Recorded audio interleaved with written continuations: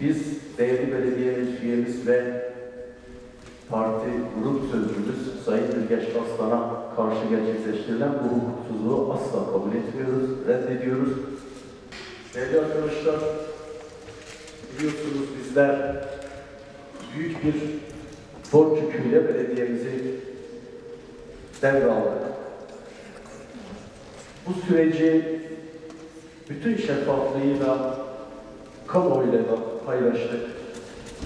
Belediyemizin kaynaklarının maalesef kendi asli işleri yürürken başka kurumlar için kullanıldığını ve büyük faizlerle belediyeyi borç yükü altına sokulduğunu anlatmıştık.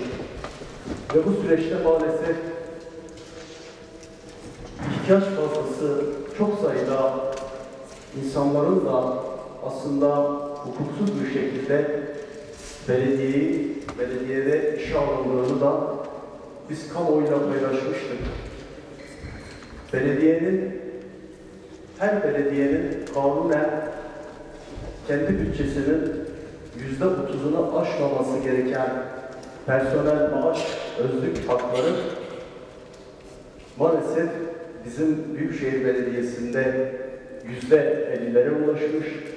Özellikle VASKİ'de bu sorun daha da büyük %70'leri aşan bir personel gideriyle biz karşı karşıyayız. Önümüzdeki süreçte vatandaşlarımıza belediyenin yapması gereken hiçbir asli görevi yapamaz duruma getirdiğini kamuoyuyla da paylaşmıştık. Aslında burayı idare eden kayyum bu hukuki ve kamu yasasını çok iyi bilmesine rağmen belediyeyi maalesef işlevsiz bir hale getirecek çok sayıda personel alımına gitmiştir.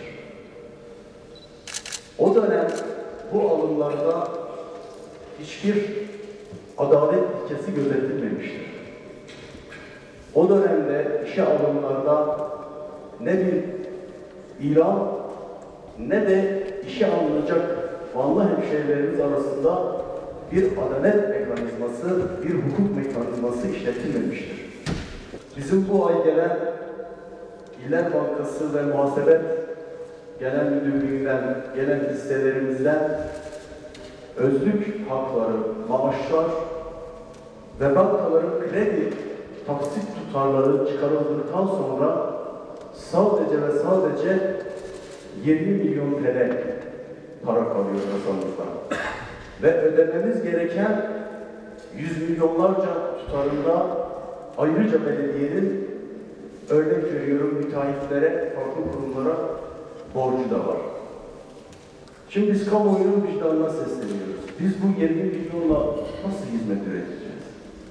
Zabıta Daire Başkanlığı tarafından hazırlanan ulusal bayram tatil günlerinde iş yeri açma ve elektrik şarj istasyonlarının ruhsatlandırılması için ek tarife cetvelinin belirlenmesine ilişkin başkanlık yazısının gündeme alınmasını ve Plan ve Bütçe Komisyonu'na havale edilmesini, orada görüşülmesini meclisin onayına sunuyoruz. Kabul edenler, kabul etmeyenler oy birliğiyle kabul edilmiştir.